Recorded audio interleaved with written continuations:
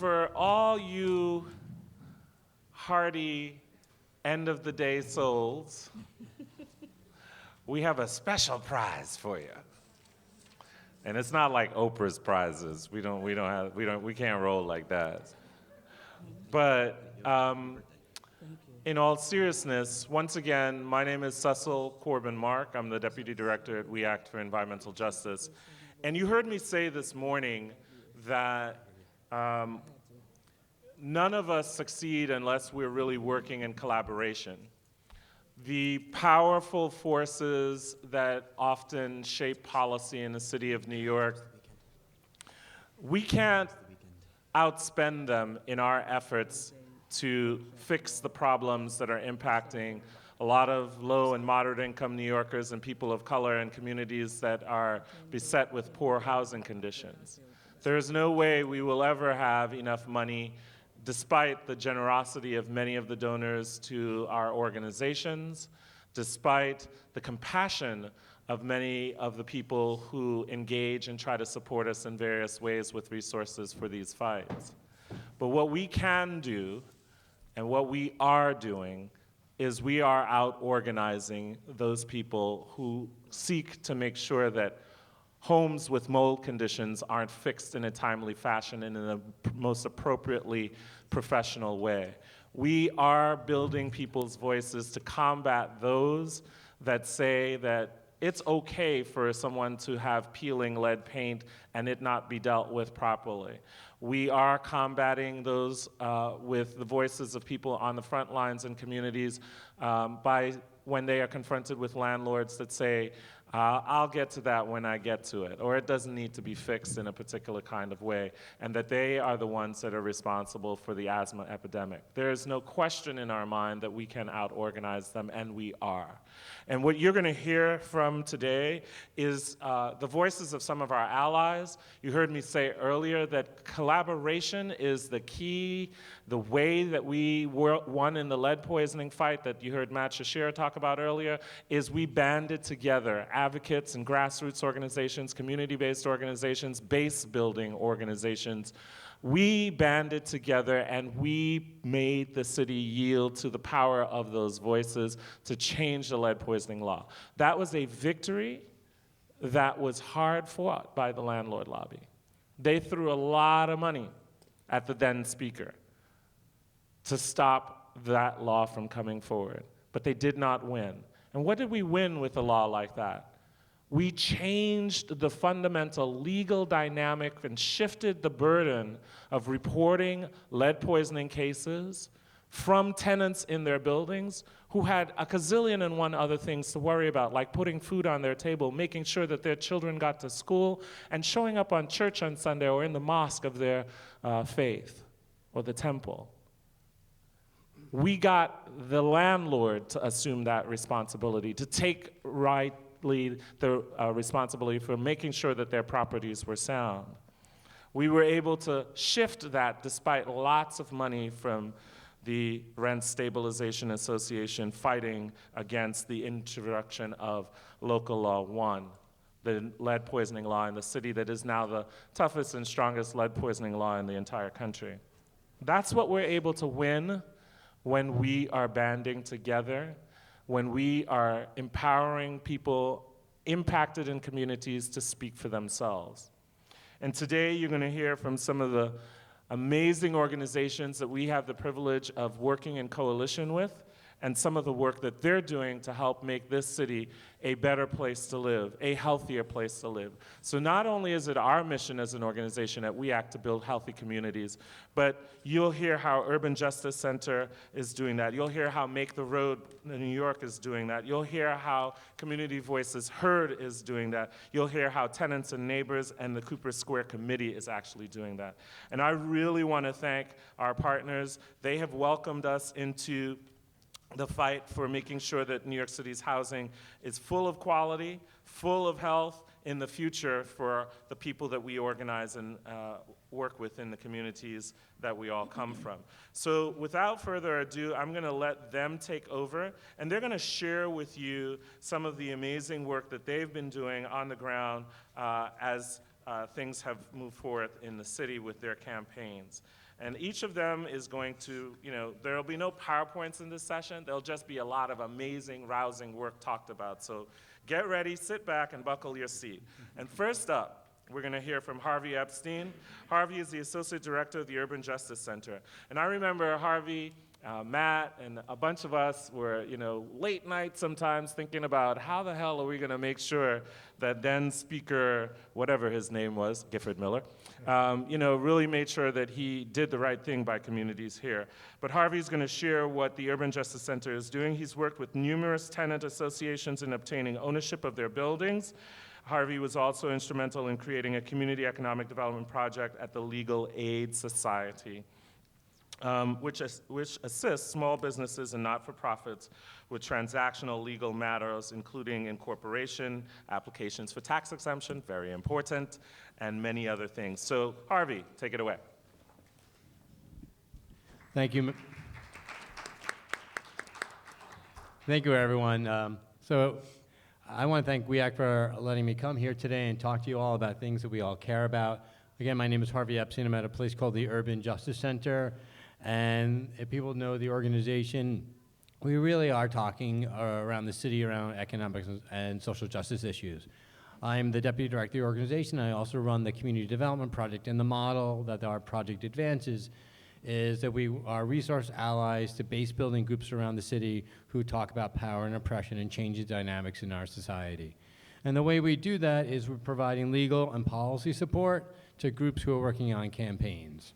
The idea is that lawyers really aren't the ones in the front of social justice movements. There are people affected around the city by policies that the New York City, state, and federal government passed that has negative impacts on them. And we're trying to change that dynamic and power and give power back to communities all over the city by allowing them to have the tools necessary to change the impact. So some of the things that we do really is work on legal campaigns. So it might be we would represent tenants in a housing court case where landlords are not making repairs or predatory landlords are taking over, and we would work with groups around the table here to help bring repair cases and take harassment cases. Or it might be, workers' rights issues around domestic workers or nail salon workers or restaurant workers who aren't being paid minimum wage and overtime. Or it could be around consumer justice, whether it's foreclosure prevention or identity theft or bogus trade schools. There are people organizing in the city around all these issues. And we really use research and legal support to ensure that organizations have the ability to win those campaigns. And the last thing I'd say about our work is that a lot of nonprofits and small base building groups don't even understand what the laws are. So to help them in their internal work is around, do we need to be a tax exempt organization? How do we negotiate this commercial lease so we can stay in our space? We have 3 people, we need an employment manual. All those things to help the infrastructure and nonprofits work. So our work really is, we probably have 30 to 40 campaigns going on at any time related to our research work and our policy work and our legal work. And it really is to say, this is what makes a difference. So the work that we do now are what people are going to be talking about around environmental issues. The one I was going to focus on is what we call our illegal basement campaign.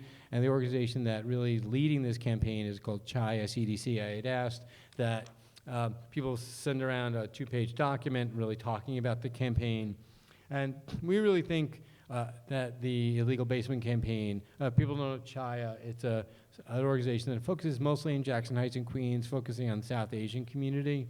And what CHIA found out through its membership 10 years ago was there were lots of issues related to illegal basements. 1, the unsafe housing that might be available in the illegal basements. 2, homeowners who are really on the edge of foreclosure and using those basements as a source of income. And then 3, really the web of laws that New York has that makes those units illegal. And what we started seeing is opportunities to change the dynamics. 1 is, if those apartments are illegal, the people who live in there don't feel like they have any rights to, if there are problems, how do they assert their rights? 2 is the homeowners themselves would love to legalize those units if they could figure out how to get through the system. And what CHI has been able to do over the last decade is work with the city and looking at what's going on around the country around mother-door apartments, legalization of seller apartments, and move to have the administration be more thoughtful about, one, we know there's 250,000 families in New York who probably are living in these apartments. Two is if we just keep them illegal, it's, one, it's going to remain this underground economy that's unsafe for everyone there. So the health issues, asthma issues, housing quality continue to go under the radar. And three is that it won't be a source of permanent affordable housing. So we really introduced over the last, in the last year and a half, talking to the last administration and the new administration, a pilot project around legalizing basement apartments in certain neighborhoods around the city. And we have 4 or 5 city council champions who are saying, we will then allow this pilot to go forward in our district, and we'll see how we can talk about legalization. So make sure there is a second means of egress in the apartment that might be into the house instead of, out to the street, but that could be a second means of egress. Or maybe open up a window a little larger to allow a second means of egress. Even though it wouldn't exist under current zoning law, it conforms to what really exists in the city. And then creating a tax structure and a regulatory agreement that one legalizes the units, keeps them affordable because there'll be some regulatory agreement that makes them affordable housing so the people in there, once it becomes legalized, can remain in those units. And then think about how we break this out to a citywide effort that once we get it through neighborhoods. And it really is about the health and quality of the people who are living in these illegal apartments around the city. So this is just one example of campaigns that I know we're all going to be talking about that we're happy to have you get involved in, happy to talk to you more about, and happy to help figure out ways that people can have impact on this to really make the difference in lots of New Yorkers' lives. Thank you, Harvey. So next up is Luis Henriquez from Make the Road by Walking.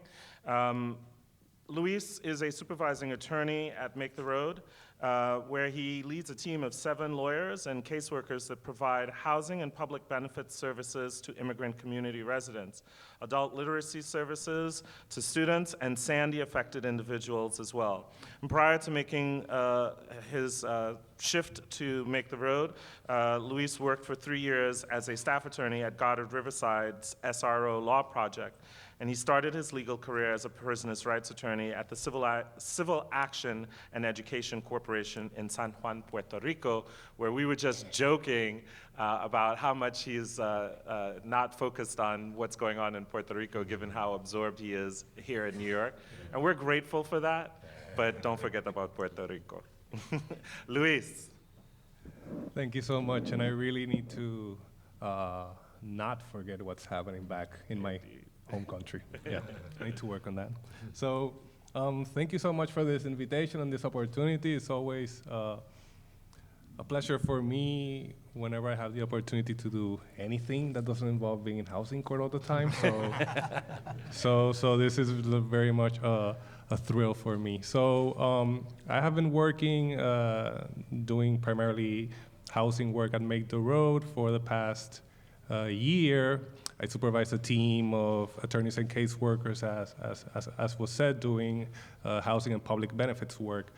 Make the Road, it's interesting you said Make the Road by Walking. There was a merger back in 2007 where Make the Road by Walking, which is Bushwick-based, and the Latin American Integration Center, which is Jackson Heights-based.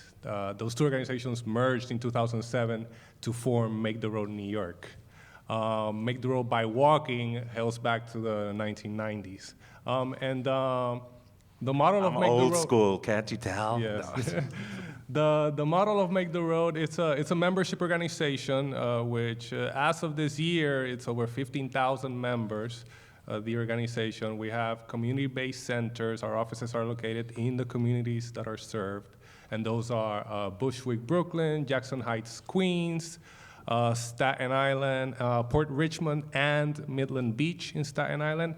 And the most recent office opened out in Brentwood in Long Island in response to the movement of Latino communities outside of the city into places in Long Island like Brentwood. And being a lawyer at Make the Road is been different and much more interesting personally for me than being a lawyer anywhere else I have been before Make the Road. You know, I come from being in organizations where I was pretty much just doing the court stuff 100% of the time, and I think I'm still doing the exact amount of court work, but I'm also now doing things like this, like being involved in campaigns. So Make the Road elects a board of directors from its membership, and it's really and truly the members, along with the organizers, the ones who are saying what the organization needs to do, what direction the organization needs to take in terms of campaign. And then us, the lawyers and the legal department, provide support for that, for the members to be able to do that along with the organizers. And we provide support primarily in two ways. We provide support giving people legal representation, for instance, in housing, when they're taken to housing court in an eviction proceeding. And then we provide campaign support to make things like community-backed legislation a reality. So support in terms of writing legislation, support in terms of communicating with agency officials and with city council members to that effect. When I started on Make the Road last year in October, I was lucky to come in at a very interesting time, because that is when the process began to make a reality what was later dubbed the Quality Housing Act. So this is a law that's comprised of 3 bills. One is a bill that expands the alternative enforcement program, and I'll explain a little bit in a little bit what that is. The second is a bill that expands HPD's ability to charge inspector fees to landlords who engage in repeated housing code violations. And the third bill is what I'm sure has been spoken about already in this conference, is the Asthma-Free Homes Act. The Asthma-Free Homes Act is still pending right now in the council, but the first 2 bills that I described actually passed unanimously with some abstentions in the state back in November 13, this very month. So Make the Road was involved in the creation of what is the Alternative Enforcement Program back when it started, when it became a reality by law in 2007. What that is that HPD selects the 200 worst buildings in the city, the 200 buildings that have the worst record of housing code violations. And it puts them in an ultimatum saying, landlord, you have to correct all of the violations in your building in 4 months' time, and if you don't, then HPD will come in and make all of the repairs that are necessary and charge you for that and levy liens against the property if you don't repay me.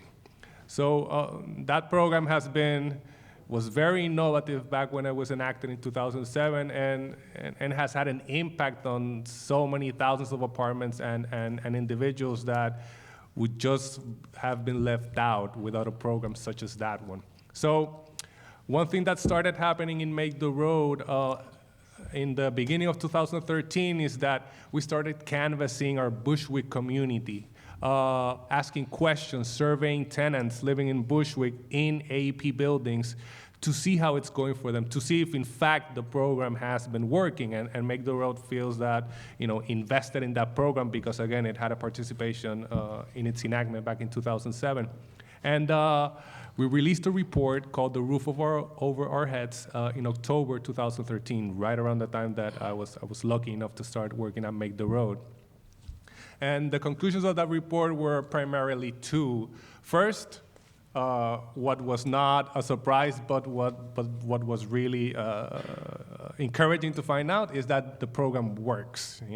We compared members of our community who are not in the AEP program and versus members of our community who live in AEP buildings, and the conditions in AEP buildings had bettered as a result of those buildings being in that specific program. So in terms of the first recommendation of the report, it was to expand the program. We want more buildings to benefit from this initiative.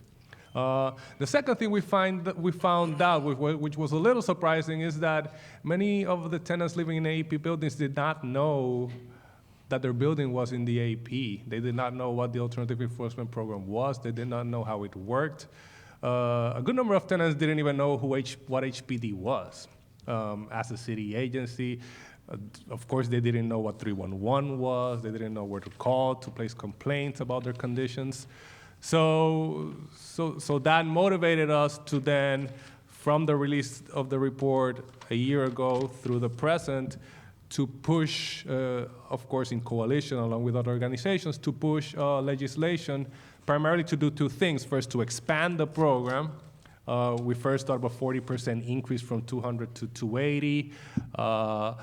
Then came, I think it was Councilmember Gorodnik with the idea of let's just double the program and make it 400. So then the initial bill actually proposed a 100% expansion of the program, which some of us thought was unrealistic.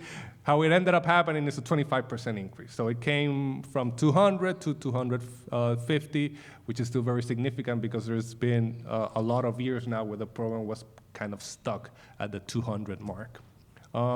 And then the bill that expanded the program to 250 also imposed some requirements on the landlords to post notices in the lobby of the building saying that the building has been placed in the alternative enforcement program, saying what numbers the tenants have to call to present complaints, and saying who the owner is and saying who the mortgage holder of the building is. And as simple as that may sound, with the proliferation in New York City of LLCs and one manager who just uses his first name and then the name of the building and then just puts LLC and reproduces this pattern across the 10 to 20 buildings that they own and really shields himself from the tenants knowing who the person is that is running their building.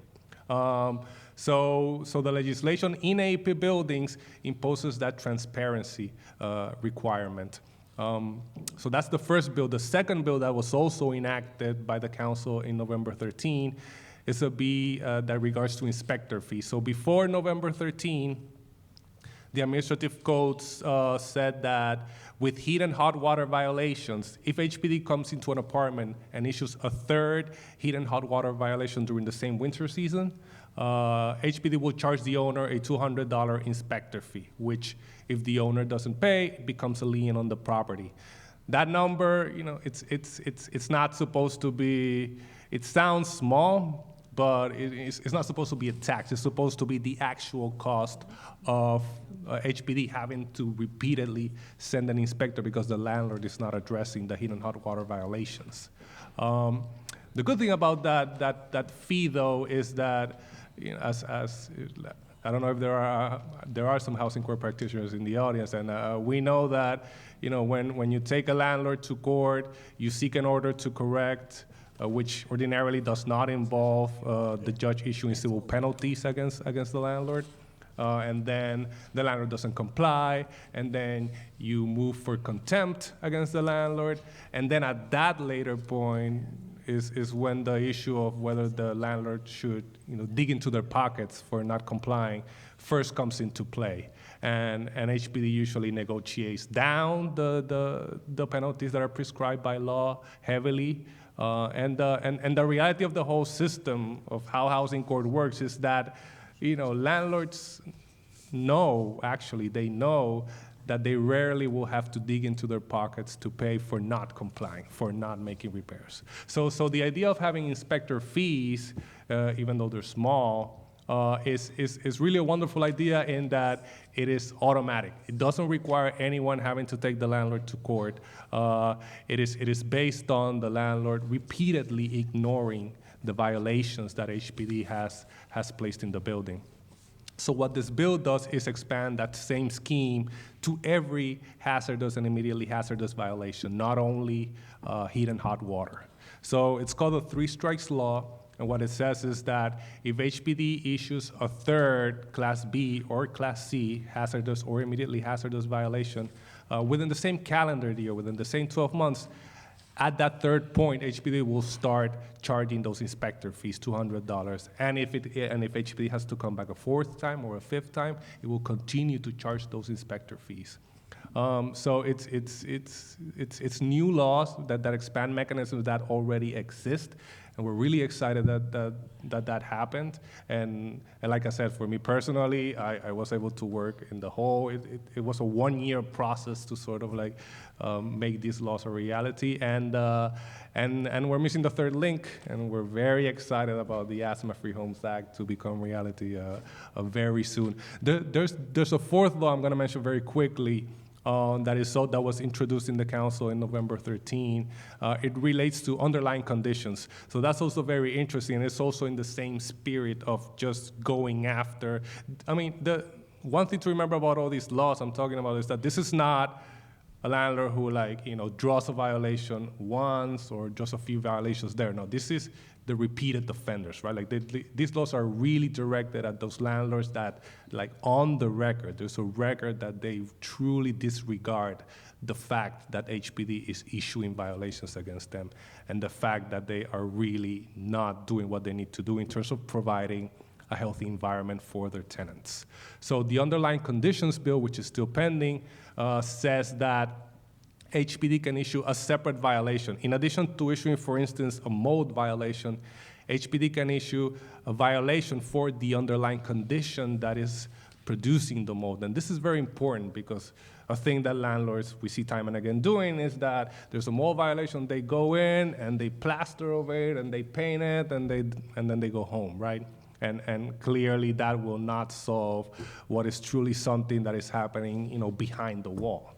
And so that law says that if in the past 5 years there's been 5 violations, let's take the mold example. If in the past 5 years there's been 5 mold violations, or not necessarily mold, but also related, similar to mold, then the law actually creates a presumption that there is an underlying condition happening there, that there is something that the landlord is really not addressing that continues to make this a problem and will continue to make this a problem in the future. So once this law passes, which we absolutely hope it will, it's something that may change the dynamics a little bit of housing court, because now you can actually ask the housing court judge to issue a separate violation for the underlying condition in the hopes that will truly focus the attention on the landlord, not plastering and painting over the mold, but actually correcting what is producing the mold. So these are all examples of just, in my opinion, really exciting legislation, some of it that has passed and some of it that is yet to come and make the road, and all of the organizations that are here in coalition, that's the work that we are doing. Thank you, Luis. So if you wouldn't mind just shifting that microphone right to your left, we're gonna hear from Monique George is the Public Housing Campaign Director at CVH, that's Community Voices Heard, and she is now also the Director of Individual Giving and Events. Mo holds her BA degree from SUNY New Paltz and an MPA from Metropolitan College. Upon graduation, Mo accepted an organizer position at SEIU Local 1199, where she worked for 9 years. After leaving 1199, Mo moved on to become the lead organizer at the Empire State Pride Agenda, where she fought for the rights of the lesbian, gay, bisexual, and transgender community. And she's now back home in New York, yay, and is excited to be working with CVH members on public housing issues. Mo. Thank you. I sound good on paper. Don't you, girl? I was like, wow, I did all that stuff. So folks, my apologies for being a bit late as I tell you about what we'll do. I'll explain my tardiness. First, I was introduced, I'm Mo. I'm with Community Voices Heard, CVH. My title has since shifted. I'm now the New York City Chapter Director of Organizing. So just a little bit about CVH. CVH was founded in 1994 by 3 women of color who were on public assistance at the time, who wanted to begin an organization of folks who were directly affected by the issues. They were tired of actually having their experience described to them by people who studied folks on public assistance and actually hadn't lived it. So they founded CVH to be a member-led organization to actually deal with issues that they were dealing with in their everyday lives, and actually have the people who are directly impacted at the forefront of talking about the issues. So all the campaigns that we do, our members, the members decide the priorities, they decide demands, they decide the next steps, and they speak to the press. They're really at the forefront, and the organization is really steeped in believing that the people who should be talking about the issues are really folks who should be at the table leading the fight. And we're predominantly low-income folks, New Yorkers, and our makeup probably about close to 80% women of color. So, and we, CVH is also, we're statewide. We have 4 chapters. We have New York City, Westchester, Dutchess, and Orange County. We have chapters in all 4 of them, and New York City being sort of the largest. And we are really an organizing group that organizes to build power for low-income folks, New Yorkers, right? And currently, we work around 3, umbrella, I should say, campaigns. One is our welfare and workforce organizing, which has been really pivotal in the eventual, hopefully in the near future, ending of WEP, which is the Work Experience Program. The next is participatory budgeting. We are the lead community engagement group that really pushed to have participatory budgeting spread out through New York. And when it started, it was 4 council members doing it. Now it's up to 27, which basically puts money back in the hands of residents to actually decide how it's spent. And then the campaign that I'm most closely attached to is our public housing work, really, which is to hold, not only to hold New York City Housing Authority, NYCHA, accountable, but to preserve what we see as the last bastion of affordable housing in New York City. So, and currently, there are a couple of things under the public housing umbrella. One of the reasons why I was late today, because there was a shooting in East New York in pink houses, dimly lit hallway, vertical sweeps by NYPD, which is basically they go from the roof and they come down the stairway, and apparently a kid got shot accidentally. So, so there's been some organizing around that to make sure that the community stays calm, to make sure that the city does what it has to do to finding out. So that's what I was dealing with prior to coming here, and because the tensions around NYPD and the community are really high right now, and we don't want that to escalate in public housing. So some of the things I was doing prior to here is finding out who's out there, should we go out there, and what does that look like? We have a few members out in East New York too, and I know Make the Roads out there, NYCC is out there, so we were dealing with that.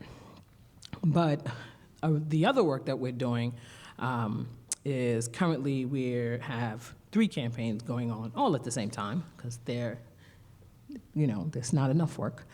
There's one we're dealing with helping NYCHA really form a real model for resident engagement, because historically NYCHA has had this real top-down decision-making and not, at all good at engaging its residents around decisions that they're making about their lives. So there's that, and then the next thing, of course, is funding on a federal, city, and state level, which is, public housing is not the sexy topic to be funding on any level, federal, city, or state, but the campaign pushes to make sure that, folks remember, and the city and state remember that, you can't just say that there's this dedication to public housing, but don't fund it, or fund it very little. And then our most current work is around mold, which is rampant in a lot of the developments. Just if folks don't know the size of, the Housing Authority, it's 334 developments. It's about 140,000 units, and it houses anywhere on record 400,000 people, more leaning towards 500,000 unofficially. And it is, if it was a city, it would be the 28th largest city in the country. And it's 2,600 buildings. So just to tell you, trying to maintain that in this city of the haves and the really have-nots is a trial. And the mold issue is not a new issue for public housing residents. Some folks have seen it accelerate after Superstorm Sandy, especially in those directly affected areas, Red Hook, Far Rockaway, the Lower East Side. And the work that we're doing around mold really stemmed from, and I'm sure I'll talk about this later, from a lawsuit called Byers versus NYCHA, which was filed on behalf of the Americans with Disability Acts that said that folks who are living in these really bad, deplorable mold condition that have asthma, that they should fall under the ADA. And the lawsuit was won. So, and what was won was a settlement with the Housing Authority in regards to how they deal with taking care of mold. Because right now, the process is to go in, spray some like bleach base solution on the wall, and then paint it. And then, ta-da, you're all done. And what typically happens is, in about 2 months' time, the mold comes back, and it comes back worse. So as a result of the lawsuit, what we have started doing is going from development to development to start to survey residents around, do you have mold? Do you have asthma? Where is it? Have you contacted NYCHA? And really start to hold NYCHA accountable to the settlement. And that's just one step in that we've taken so far. There's also, the lawsuit went but so far, but then also residents who have been longstanding dealing with this are saying something else has to be done. So what we're doing as a campaign now is looking at what that something else looks like, and that could include, monetary reimbursement for people who have lived and whose condition have gotten worse living in these conditions. So that's kind of the small sense of the work that we're doing now. I mean, I can go on all day, but y'all don't want to hear all that. Well, thank you, Mo. Next, we're going to hear from Delsenia. Delsenia is with Tenants and Neighbors. And one of the things that she's been up to, obviously, in her work is she's leading the rent regulation campaign, and she's also the campaign manager for the Alliance for Tenant Power, a coalition of organizations including Tenants and Neighbors, Make the Road New York, got it right this time, New York Communities for Change, Community Service Society, and the Legal Aid Society. Delsenia. Hi. Good afternoon, everyone. Thank you, WEAC. Thank you, Peggy Shepard, for arranging this panel here today.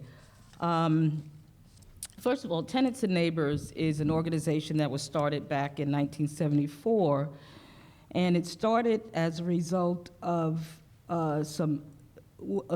various issues that were impacting rent-regulated housing in New York City. When the organization first started, we were an organizing organization. We organized tenants. And when the organization first started back in the early to mid-'70s, they mostly organized tenants, like, below 96th Street. Since then, the organization has grown and is reaching out into all communities, and particularly communities of color. I'm very proud to say that the organization has evolved and is doing some really great grassroots work organizing tenants in rent-stabilized housing, rent-control housing, Mitchell-Lama, and HUD housing. Right now, our main focus is the 2015 rent law renewal campaign. I'll just back up for a minute. We organize tenants to support them in dealing with things like poor conditions, but we're not a conditions-driven organization. We are organizers. And the main focus of our work right now is two campaigns. It's the 2015 rent law renewal campaign. The laws that govern regulated housing in New York come up for renewal in June of 2015. And our campaign is to have the laws renewed with strengthening amendments as opposed to chipping away at rent regulation, which has been happening for decades. To connect the dots, as far as conditions issues are concerned in rent-regulated housing. So one of the things that is at the top of our legislative agenda for 2015, and I can go into the history, I can go into more details later, but just to give you an overall, one of the things at the top of our agenda is something called vacancy deregulation. And I don't know how many of you in this room know anything about rent-stabilized housing or live in rent-stabilized housing. But vacancy deregulation is something that happens when, according to the laws as they exist now, the rent in a regulated apartment reaches $2,500 per month. The person either dies or moves out of the apartment then becomes market rate. So it comes out of the regulated stock, and what happens is lost forever, and we've been losing tens of thousands of regulated units through that method over the past couple decades. So how this ties in with conditions and healthy homes is that being that apartments can come out of regulation when they reach the threshold of $2,500, it incentivizes landlords to do everything that they can to get the apartment up to market rate and also to get the rent-regulated tenants out of those apartments. And one of the tools that they use to get tenants out of those apartments is harassment through neglect of the apartment. So so they use things like if, things are going wrong in the apartment, they don't fix it. There's mold going on, they don't do anything to implement some kind of change unless, you come and put a gun to their head. Tenants will reach out to 311, they'll call the Department of Building. It takes forever for this thing to get fixed. And a lot of times some people will actually get fed up and move. Or they're old and sick and they end up in a nursing home or something tragic like that. So the connection between the conditions and what we do at Tenants and Neighbors to improve the laws for rent-regulated tenants is to de-incentivize landlords from using those tools of neglect to harass tenants out of their apartments. Did I cover that pretty good, Harvey? It's really a pleasure for me to be sitting here with this group of people. I know Mo and I were together at 8 o'clock this morning at a meeting in Brooklyn at New York Communities for Change. Harvey actually is working with me and my tenant association to help us fight a commercial rezoning in the middle of our residential neighborhood. So we all work together very closely all the time. I did want to just give you a quick overview of the platform for the Alliance for Tenant Power in our quest to strengthen the rent laws for tenants in New York City. Folks don't understand how important this is. Aside from public housing, rent regulation is the biggest source of affordable housing in this city. It's under attack. And if we don't do something to strengthen legislation to protect these housing in another 10 or 15 years or 20 years, there'll be nothing left. And this will be a city for wealthy people. It will not be a city of diverse communities, and it will not be a city of diverse ethnic groups and races. So this is a do or die period for us. And so we have 8 pieces of legislation that we're hoping to push. As I said, the top of the agenda is vacancy decontrol that I talked about before, but we're also working on things like preferential rents, MCIs, and individual apartment improvements. But again, if you don't live in rent-regulated housing, it probably doesn't mean anything to you, but this is to say that everyone should be involved in this fight and everyone should be concerned about this. Think about the kind of city you want to live in, and if the kind of city you want to live in is a city that has rich culture, has diversity, then you should join up and help us fight for affordable housing in New York City. Thank you. Delsenia Glover, thank you so much. And so, last but by no means least, we're going to hear from Brandon Kielbasa. And he is a tenant organizer and housing counselor. He's worked for the Cooper Square Committee in New York City's Lower East Side for the last 8 years and now serves as the lead organizer. Brandon has a Bachelor of Arts from Hunter College. Big cheer for Hunter College, my alma mater. Fordham. Oh, stop it. And a certificate of completion in advanced community organizing from the Center for Neighborhood Leadership. So, Brandon, take it away. Great, thank you so much, and thanks for having me here today to talk about the work we're doing. So just a little bit of an introduction about Cooper Square. We're a neighborhood-based housing organization that's been in the Lower East Side now for over 50 years. The original group that formed Cooper Square came together to combat Robert Moses's redevelopment plan of the Lower East Side. So they came together to combat a plan that would have basically wiped out blocks between East 3rd and East 9th Street, between the Bowery and First Avenue, which would have been a entrance for a freeway coming in from Brooklyn that would have cut through the center of Manhattan. So we clearly won that battle. One of the few groups that has come together to fight Robert Moses back in the day that successfully did so. And since that battle, we've maintained a presence in the community, helping tenants organize and combat displacement and gentrification. On a day-to-day basis, what Cooper Square does is we do a lot of tenant counseling and a lot of tenant organizing. So our tenant counseling is kind of on a drop-in basis if a tenant's having any problems with rent arrears issues, tenant harassment, which is by far our biggest problem in the community at this point, problems getting repairs or services restored in their buildings. We help them get through those things. We help with rent arrears, everything that you can think of when it comes to tenants' rights, the full spectrum. What we really believe in is tenant organizing and community organizing. So as soon as we see signs of any harassment or anything along those lines, we quickly move into engaging community residents in the Lower East Side to try to combat those things through organizing. And one of the ways we do that in a grassroots way is start by forming tenants associations in buildings. And then from there, we look at the ownership of those buildings and usually see a pattern between landlords, the landlords that do these types of things, this kind of aggressive speculators, and we a lot of times end up forming coalitions around those landlords. We go beyond that as well, and we get into a lot of issue-based campaigns. And one of the ones I wanted to talk about today, which I think has a lot of ties to the work that We Act does into healthy housing, is a campaign that is about combating construction as harassment. So our campaign to organize and secure tenant safety is a coalition of groups from around New York City, about 15, which includes We Act, UJC, Urban Justice Center, Tenants and Neighbors, Make the Road New York. And what we're looking at in this campaign is specifically DOB enforcement, so enforcement around construction issues in buildings. And DOB is? DOB, I'm sorry, the Department of Buildings. And so the Department of Buildings is the agency in the city that is tasked with enforcement during construction in buildings.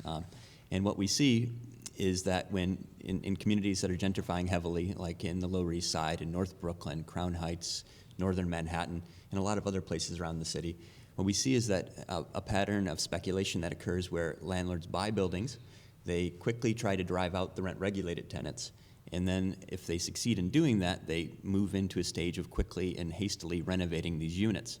The renovation of the units is kind of works in a way, kind of a three-part way for them. One, they get to take a percentage of the cost of those renovations and inch that unit's rental value up through the rent regulation system, hopefully getting to the $2,500 mark, as Delsenia talked about earlier, and then eventually deregulating or removing that unit from rent stabilization. Two, they want to kind of quickly, cosmetically, like improve the unit so they can rent to a higher rent-paying tenant. But three, and what the campaign really takes on and front on is the idea that they usually do this work in such a negligent and mismanaged way that it becomes a real form of tenant harassment for the remaining rent-regulated tenants in the building who are having to live through this. So the campaign is looking at DOB specifically. It's looking at DOB specifically as they are tasked with enforcing during gut renovation construction in occupied buildings. And the stuff that we've seen in the Lower East Side and from talking to organizers in North Brooklyn and other parts of the city, it's very clear at times that these speculative landlords who are really trying to change the complete composition of the building from majority rent stabilized to majority market rate and increase the rent rolls in these buildings 5 and 10 times, going from having a unit that rents somewhere in that range of $1,000 or $1,500 a month up to $4,000 and $5,000 a month. Their management of construction is literally just, at times, just absolutely so negligent that tenants are facing things like having their staircases removed from the buildings without prior notice, having serious problems with dust and debris mitigation in the buildings, sometimes dust that has really high lead concentrations. Building now on Norfolk Street that we're working with has just had DOH come out to do swabs and lead testing and found that they had 2,000 times the legal allowable lead levels in the buildings after swapping. And this is a building that has children and a pregnant mother in it. So these landlords don't really, they view the remaining rent-regulated tenants who are holding on to their units kind of as inhibitors of profit, and they renovate in a way that just doesn't consider them at all and hopes that they move out.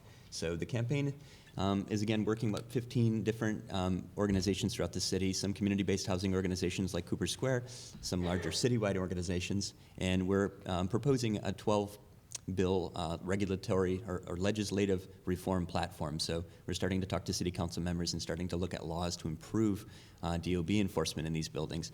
One that basically laws that would give tenants more rights during that process, and help them be able to survive, you know, really the intentional sometimes and other times just due to negligence, really just intense storm that hits their building when these type of speculators buy their buildings. Thank you. So do me a favor and join me in giving our panelists a round of applause. Thank you. We do have time for questions. I appreciate all of our panelists being so really good on time. But I'm going to kick off with a couple of observations about the various campaigns that you've heard, and then pose one particular question to the panelists, and then we'll open it up. So we have mics. People will come to you with the microphone. So if they're WEAC staff, if you could just grab mics. Other than Carlos, if you could just grab these mics and take it to where folks are holding their hands up, I'd appreciate it. So a couple of observations. One is that as I listened to all of the campaign work, there was clearly a lot of commonality between all of the organizations at the table. No surprise, right? We put the panel together, so yes, there's some commonality.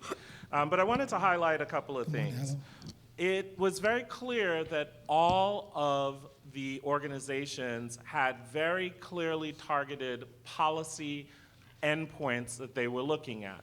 They wanted to change some kind of policy because that policy was essentially impacting people's lives on a daily basis. So the Three Strikes campaign, right, really talked about making sure that landlords wouldn't have to be brought back to court, right? So you don't have this whole cost process of taking landlords back to court, but if they indeed were violating the law and not doing what they were supposed to, and they were held accountable and fined by the inspectors the third time, that they would automatically be able to sort of pay a fine, and if they didn't, then that fine would actually end up as a lien against the building. Really transferring and shifting the idea of control over the tenants' lives outside of the landlord itself, holding them accountable in a particular kind of way. We heard with Urban Justice Center, the BASE campaign with the folks in the South Asian community. Many parts of Queens, many parts of Brooklyn have these basements that people are renting, and if you go into the basements, I've visited some of those apartments of friends, and I literally, as a vertically blessed man, can't walk inside of them with a straight up posture, right? You look and you're like, well, these rooms are not the right size, like these bathrooms are too small, or all these kinds of things, major violations, and people are living in those kinds of conditions because that's what they could afford, and the BASE campaign is seeking to change policy around that. The public housing campaign, really looking at NYCHA's models for resident engagement that Mo talked about at CVH, for example. Again, really trying to shift policy.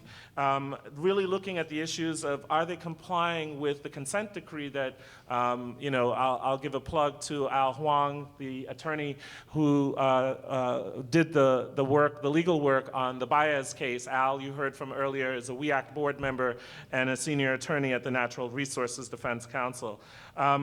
The rent regulation campaign that you heard Delsenia Glover talking about at Tenants and Neighbors, again, really such a critical policy underpinning of protecting affordable housing, and also the campaign at Cooper Square really organizing to really secure protections for tenants from the Department of Buildings. So all of them really dealing with policy at the end point. Another commonality, all of these campaigns talked about the importance, the critical importance of making sure that tenants' voices were heard in this process.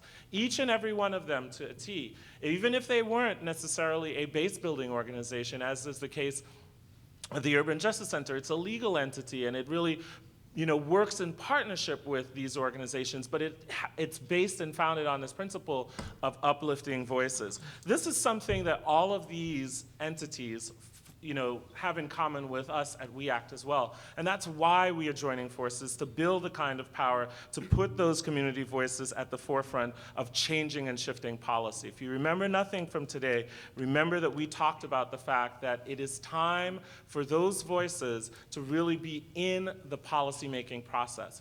It's their expertise that will help us make a better city. Their expertise coming from their lived experiences that will help us make a better city. So now, my question to all of you. Some of you talked about the connections between some of the things that We Act does in terms of environmental health, and some didn't.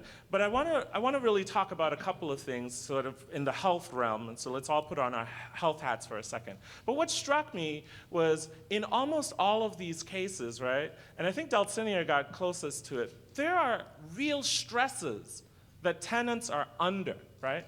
If you have to go home every single day, right, to an apartment that is infested with mold that is making you and your family sick, if you have to go home every day recognizing that your rent is inching towards $2,500 and you may not be able to live in that apartment anymore, if you have to go home to a place where your landlord is the type of person who's gonna be on that 3 strikes list, and if you are living in public housing where that housing stock for years has been so neglected in terms of public investment, doesn't that all produce stress, and isn't that a health outcome that we should also be focused on with regards to our public housing, our housing in general in this city, and isn't that part of the healthy homes equation as well? So take it away, panelists, and then we'll open it up to questions.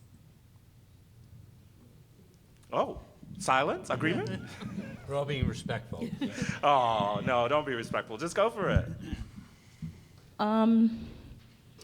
Well, I'll start out by saying I'm a rent-stabilized tenant, and I'm stressed out because my rent, and I work for a nonprofit organization, we don't make a whole lot of money, and my rent inches up every 2 years, and it's about half my income. Not next year, Delsenia. Not next year. We're gonna win, get them rent Delsenia. We're gonna free. win. And I'm one of those people who my rent is just almost half my income.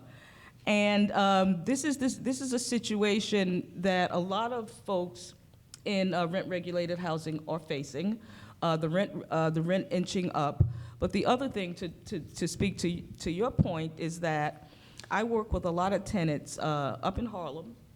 It's a group of tenants called Harlem Tenants Against Tall Prop, and it's a particular landlord, and he owns many buildings up in Harlem now and on the west side. And what he does as a landlord is he systematically uses deteriorating conditions to harass tenants. There are folks living in some of these really beautiful buildings along 7th Avenue and 112th Street, 113th Street, like that.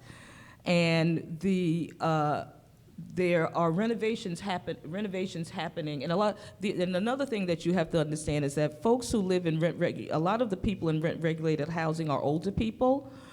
In my development, we have 6 buildings, and it's called Lenox Terraces up in Harlem.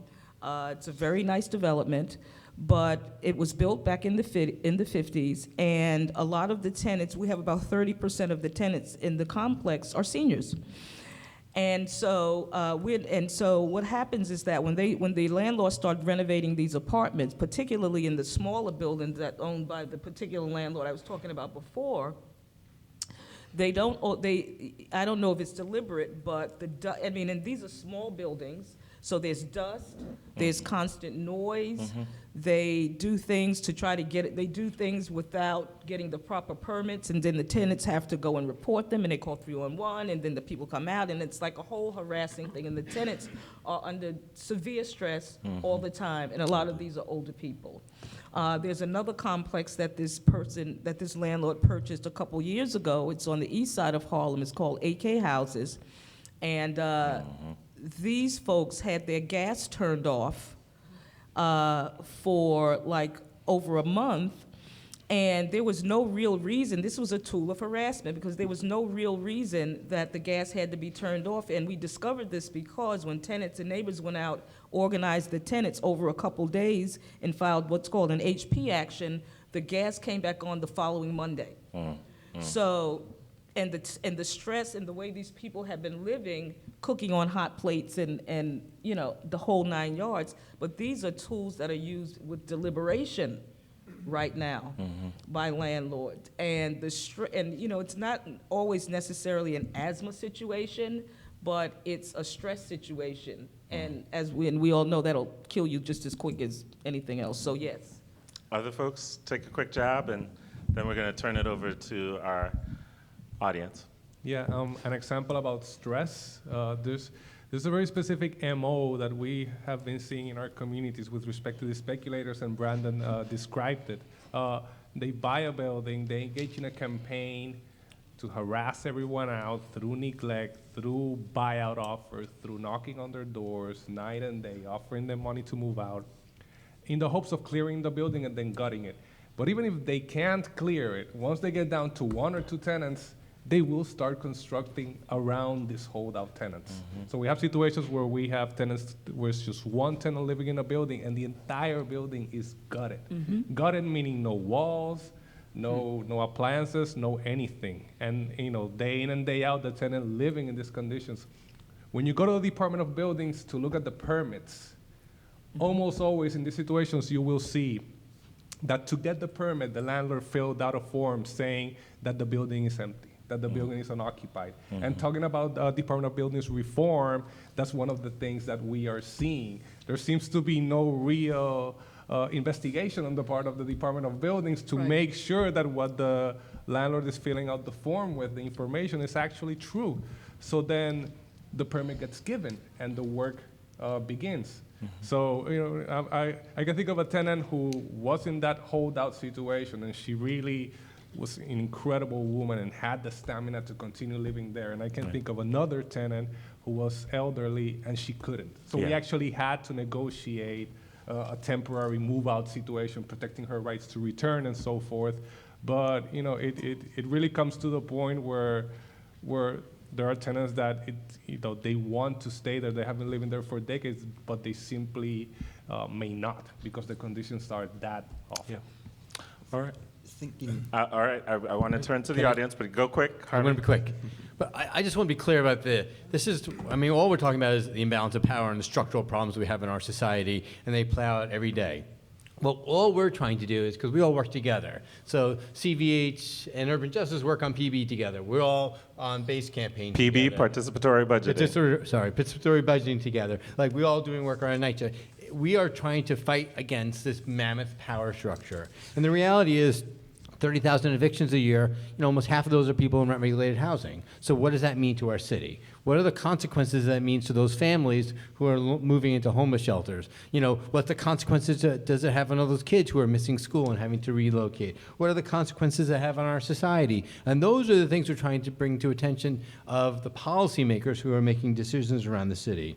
And if it isn't for coalitions like us doing this work, the forces that have the power, the forces like the real estate industry, are going to continue to gut laws. So it is that tale of two cities. We're only going to have the rich and the very poor in this city, and people are going to have, the rich are going to have all the power, and the rest of us are just going to struggle. So it really is beholden upon all of us to think about how these campaigns impact us in our lives, in our communities, and people we care about, and really change that power dynamic and change the difference in society in a way of getting involved and engaging in some of these efforts that will make long-term and lasting change. The rich will have the healthy housing, and the others will not, right? Question, yes? Hi, once again, my name's Javier. I live in public housing. One of the questions that I have is about the HPD. With public housing, HPD does not come into public housing unless it's court ordered. The act that you're referring to that's going through the city council, is that considering changing that? Because it seems to be a city courtesy that city won't go against city. Or is there an actual policy there that hinders them from coming into the New York City Housing Authority? That's one. And then the second one for the whole panel, whoever's familiar, I've been dealing with litigation and doing my own research. HUD, which I live in, HUD project, HUD has the policy that if you have mold or anything that's an immediate health hazard, that NYCHA has the obligation to move that family out as an emergency transfer. But when you look on the NYCHA website, it says NYCHA, you have to request an emergency transfer and that you must be in good standing with rents in order to be considered. So there seems to be a contradiction between HUD regulation and NYCHA's policy. And I don't know if that's an intentional omission or if I just missed HUD's changing of regulation somewhere from the time I researched to now. If anyone could answer those. Yeah, very quick answer on the first one. The alternative enforcement program, this program that selects the 200 worst buildings and puts them under like temporary HPD management, does not apply to public housing. And my range of work, I don't do much public housing work, so I'm not sure whether Mo, for instance, has more information about what efforts have there been to sort of like pull HPD more into the public housing sphere? Do you have anything, Mo? So, yeah, so no. Simple answer. HPD doesn't go into public housing, but it's funny though, HPD and NYCHA are about to build some public housing, actually renovate some existing public housing. So maybe after that, we'll get them to come in and actually inspect. So that's one. And then two, as far as your second question around the HUD housing, so NYCHA is really kind of weird, right? So it's this kind of quasi-agency that's really governed by nobody. So even though it gets almost 87% of its funding to HUD, it doesn't really answer to HUD. It is really under the feds, the city, and the state, and it answers a lot more to the mayor and the governor than it does to HUD. So now with the bias lawsuit, though, prior to the bias lawsuit, the whole thing about, if you had these deplorable mold condition, they had to move you. NYCHA, if you really pushed and you got Harvey involved, they would move you. But the bias lawsuit does say that now, and it says that if your conditions are really, really, outrageous, that they have an obligation to move you. But guaranteed, NYCHA will find some loophole, as far as the rent in good standing, which really has nothing to do with it because I may not be paying rent because I live in a deplorable apartment. You know what I mean? So you should, one thing that you could look at if you or whoever that's in that situation that is one thing in the lawsuit, that if it is what they deem inhabitable, they have to move you. And also, if you fall into that protected class under the Americans with Yeah, Disabilities Act. So if if you- there's someone with asthma in the family and it's recorded, that's part of You have the to move. consent So decree as I well. just want to add two things. One is NYCHA is a state authority, right? It has state enabling legislation, so it's governed as any other state authority. So the city doesn't have authority over state authorities, right? That's the way it plays out. And so the city through HPD, in theory, can't issue violations. Even though the city hires the chair. Yeah, right, even though the mayor hires the chair and appoints the board, so we had this fight last year over the infill project when they tried to build, and they said, well, we're not governed by ULURP, the city land review process, because we're not a city agency. We have quasi-state authority. So that's why HPD takes a position they can't issue violations, but the court has authority over NYCHA because it's a landlord like everyone else. So the HPD, through a court order, will then send inspectors, and the court can issue an order, but HPD can't, in theory, issue violations. So that's that.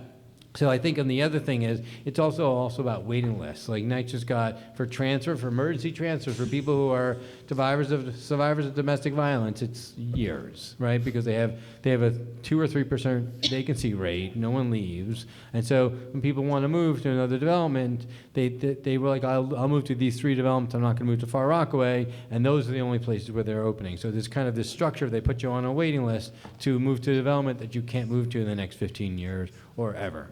You know, also, let me just add that folks do leave, but then once you vacate the apartment, you know, a lot of the times, almost what we found, is 70% of the time, the apartment comes offline because it needs some kind of repairs. So NYCHA actually at any given time has between 1,500 to 3,000 vacancies, but they're actually apartments that are offline that when you talk to them, they'll say, we don't have the money to bring them back online.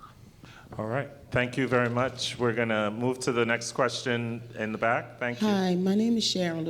You're mentioning HPD. I live in a Mitchell-Lima development, and as HPD, I believe, is we have problems that we result to go to HPD, but HPD is constantly approving increases in our rent because our board of directors or the managing agent is requesting it, but yet the conditions are deteriorating and the rent is constantly going up, and it seems that it's nothing being done about it. I have a condition in front of my building with some sort of steam, and it's just still there. That's why I'm here right now. So what do we do about that? And then we have some shareholders that have family members. When you're saying we have a problem with homelessness in New York City, but now HPD, I believe Ms. Walpott or someone, they were trying to enforce that if you don't have succession rights, you have to be put out. When I heard someone mention illegal tenants, but some people have been living in these apartments, grandmothers with grandchildren, and then when someone's deceased, you're put out on the streets and there's no fighting there. And I have a concern about that. So Mitchell-Lamas are regulated by the state law, and so the succession rights exist under Mitchell-Lamas. The requirements, like in NYCHA, to be put family members on income affidavits to be able to get succession rights. So this fight we have with NYCHA developments and we have with Mitchell-Lama developments is sometimes there are family members who aren't on their income. On the increases, we see this throughout the city where you see 18, 20% increases that the board gets HPD to approve. It's really a problem, but it's a problem, unfortunately, about organizing with inside the Mitchell-Lama to get on the board. A lot of these Mitchell-Lama co-ops, the way to have impact on what decisions you make about your money is to be on the board of the Mitchell-Lama co-op to be able to help dictate, what the increase might be. On the Mitchell-Lama rental side, it's, unfortunately, this is the same as the rent stabilized market where we're seeing, displacement because of the economic pressure. We're seeing HPD allow large increases in these Mitchell-Lama rentals. And that is another form of displacement because once you leave that Mitchell-Lama rental, we see people no longer be able to get back into the rental market. This is our last question. Anyone? I just want to ask the woman who just asked the question, can I talk to you after? Yes. Okay. Yes, that's one of our members, so we can get you connected. Okay. Last question. If not, we are going to end the day. And we're going to end the day on time. Well, thank you. Thank you. Listen, folks, please give them a hearty round of applause. These are our allies. These are the ones working with us at We Act. We're going to make this city a place. I want to remind you to fill out your evaluations. I want to remind you that in your packet, if you haven't done it already, I'm going to get you. But there is a form in your packet that says, join us, join our campaign to make healthy homes in New York City. Please fill it out and give it to anybody in a green shirt. Today's meeting was really wonderful. We are extremely blessed to have amazing co-sponsors. Dr. Regina Santella at the Columbia Center for Environmental Health in Northern Manhattan is here. Gail Garbowski, her partner in Making a Healthier World, is here. Dr. Dave Evans at the Children's Environmental Health Center at Columbia University and Mailman School of Public Health as well. A real supporter of We Act, one of our members as well. Today wouldn't be possible without the work of a lot of We Act staff, and I want to thank them. Some of you didn't get a chance. Peggy Shepard, our executive director and co-founder, is here. She wasn't here this morning. So thank Peggy for her leadership in helping create an organization like this. But I'm just going to quickly say thank you to Evelyn. Oganaya is the brains behind this operation. Oganaya Newman, stand up. She kept us all together. And other staff members you heard from, Jalan White Newsom, she's here. She presented earlier today. Evelyn is our Director of Administration. Carlos kept our tech working. Even though we're in new school, Carlos made the tech work here. Anna Parks, David is also on our staff. Stanley is our communications person. Charles, Bailey, Anna, Amber, Melanie, all on the WEAC team. Thank you all so much. There's Bailey shaking his hands. Our board members were also here today. Dennis Derrick, you know, is at the new school. Our members, we had 18 tremendous members here today helping us out. Tony, Arande, Rodney, Charmaine, Helen, Alicia, Evelyn, Cheryl, Glenn, Rona, Dave, Theo, Sharon, Marines, Tanae, Dee, Javier. Thank you all so much for making this possible. Thanks to the Kresge Foundation for giving us sponsorship. Come back tomorrow to hear the public advocate. Bring your residents, your neighbors out. We're starting tomorrow at 9 a.m. and we will be here once again. We are going to have the public advocate, the Manhattan Borough President, and a variety of city council members who chair the important committees that Intro 385 has to go through, the Housing Committee, the Health Committee. We want to pull together a joint hearing with these people. We need your voices back here tomorrow at 9 a.m. to send a very clear signal to the City Council. So where you going to be tomorrow morning? Here. I can't hear you. Here. All right. Intro 385 will be on its way if you are here to help us make it happen tomorrow. Thank you so much. Hope you enjoyed the food. Hope you enjoyed the knowledge. Organize, organize, organize, and we can change this thing. Thank you.